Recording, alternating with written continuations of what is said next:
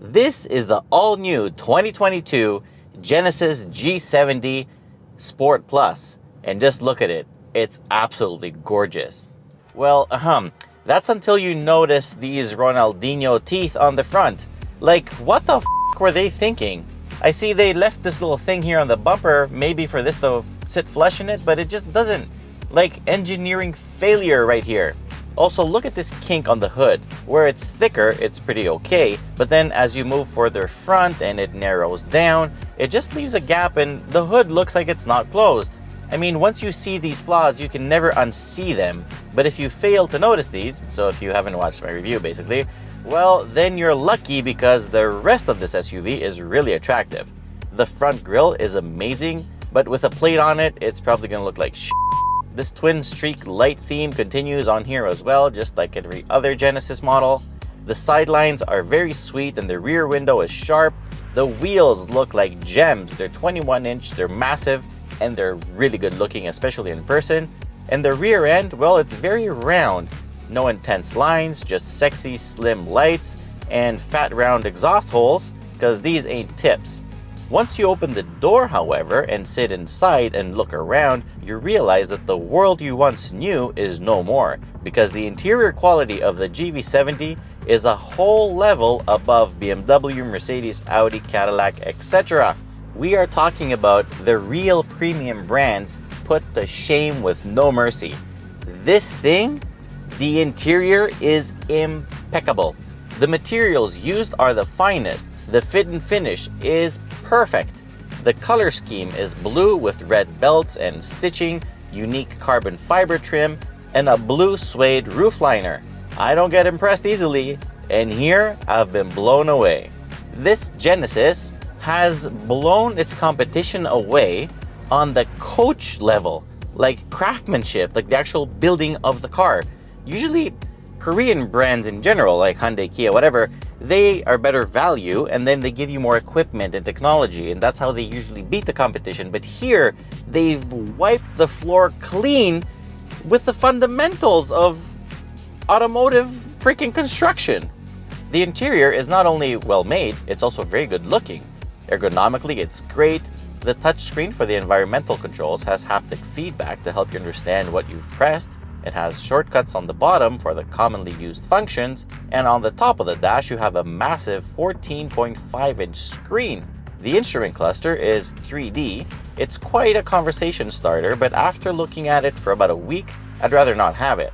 They use this interlaced method to achieve the depth, and that reduces the resolution of the graphics. The curves are a little bit pixelated, the fonts are not that smooth. It is impressive at first glance, but then it gets old quite quickly. I mean, you remember back in the day, you used to reduce the graphics in computer games and you made it interlaced so that you get a higher frame rate? That's what it reminds me, and that's a time of life that I would rather forget. On the other hand, the big screen on the dash is really nice to look at, very high res. It even has a blue light filter, which is really awesome stuff. The native infotainment system is a joy to use with the raised iDrive style controller. There are tons of features to play with and info screens to stare at. Unfortunately, it does not support wireless Apple CarPlay and Android Auto, and for a 75,000 Canadian dollar 2022 SUV, that is a big miss. Also, since I'm complaining right now, let me tell you that the rear door handles are not comfort access enabled, which is very inconvenient when you have kids or you just need to open the rear door first. The front seats are heated and ventilated. The steering wheel is heated at 2 stages, and so are the rear seats, which you can control from the front. That is amazing. The seats are very adjustable. They support the body, I would say, perfectly. They are really nice seats, honestly. The driving position is fantastic, no complaints here, and the seats also offer a very basic form. We can call it a massage, but lumbar kinetics, whatever. It's a welcome feature. Visibility is also great, especially thanks to the smart video feed in the cluster when you put your signals on, and in general this GV70 is a very easy to drive thing.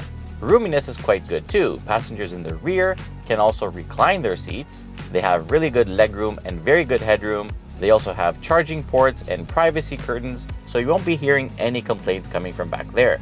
The trunk button is on the wiper, Porsche Macan style, and the trunk is a very good size. no complaints here either.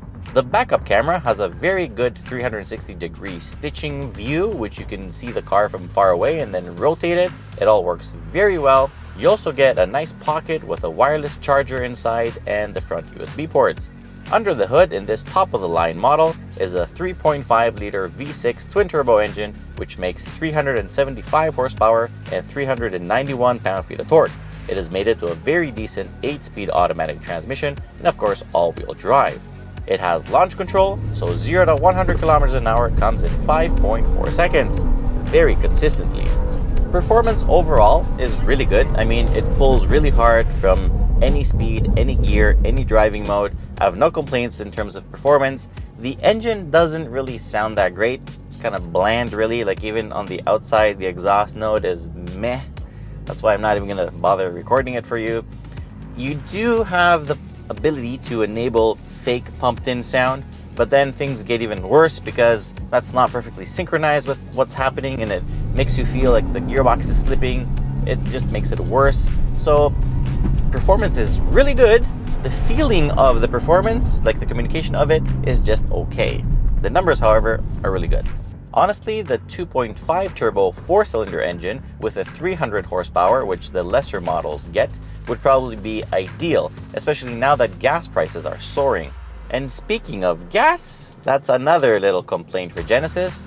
Despite it having start-stop and all the aids that help fuel efficiency, well, this one is about 10% worse than its rivals. So with quite a lot of effort on a combined circle and possibly favoring highway a little bit, my average is 14.5 liters per 100 kilometers. I mean, that came down from 15 or 15.2 when I was, had a good balance between city and highway. It's not even really winter yet, so it's not that cold. I mean, in winter, probably it's going to get worse. So, I don't know. That's something to keep in mind, that if you're buying this car thinking that it's cheaper than the competition, which is the complete wrong reason to buy it, you might end up paying the same money in the long run. So, keep that in mind. Now, the one thing that's absolutely amazing is the ride. It has adaptive dampers, and in comfort mode, it just soaks up everything so well. It's a very rare occurrence to get shaken up. I am in love with the quietness of the cabin, especially while you're hitting potholes. It's just very quiet in general. I love it. With the very good driving assistance on, you can drive for hours. It's a marvelous long-distance cruiser. The driving modes include Eco, Comfort, Sport, Sport Plus, and Custom. You can change quite a few things in Custom actually, which is really nice. And every driving mode adjusts things on the car in a way that you can really feel it. The steering always feels nice, which is a surprise for me really. And the brakes also feel really good with those beefy calipers up front. And from 100 kilometers an hour, it came to a complete stop in just 40 meters, which is not bad at all. Not that anybody will ever go off-road, but depending on the terrain you go, you can also pick the terrain mode. And then you get snow, mud, and sand.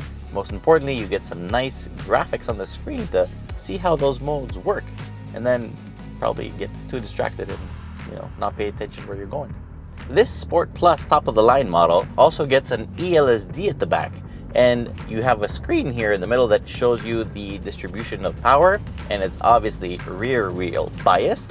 Okay, and can I tell you that if you put it in Sport Plus and then you tackle some corners, holy shit, you can oversteer this thing.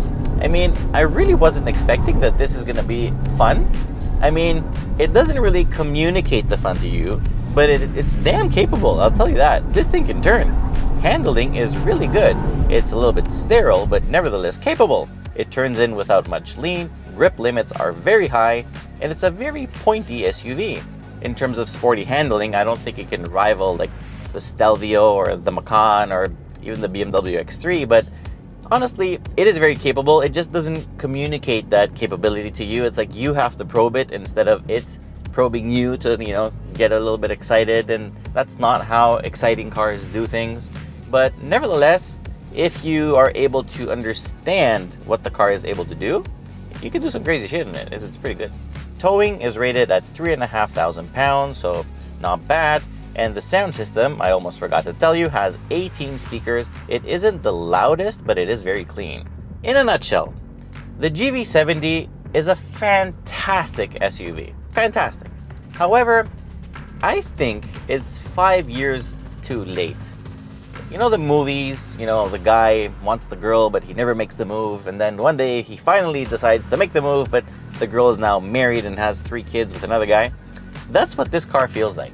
It has the competition beaten at like the core of automotive engineering, okay? It's not all about, flashy lights and fancy cameras and, eBay electronics. This is like a very well engineered vehicle, okay?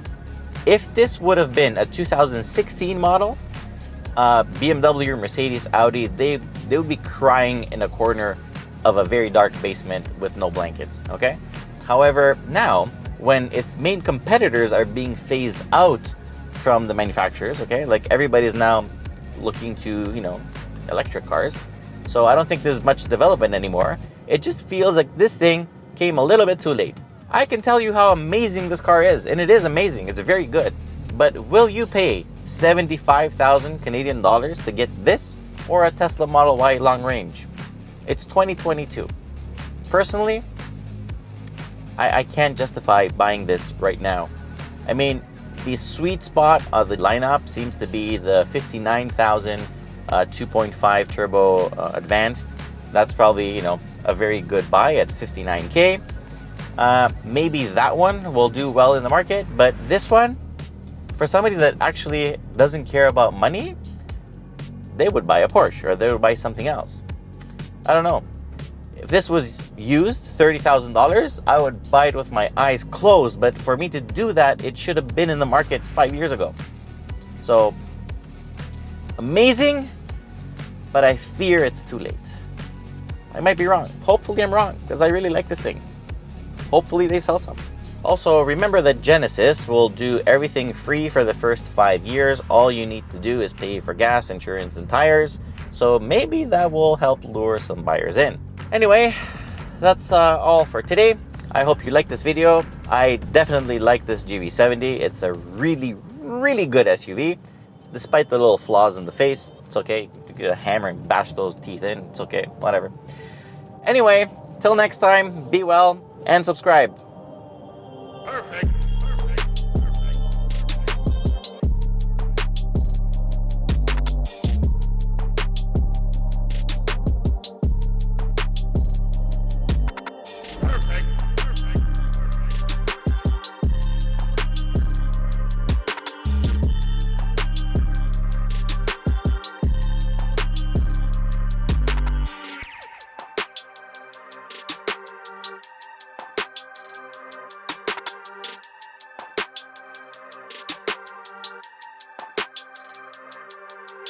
Perfect.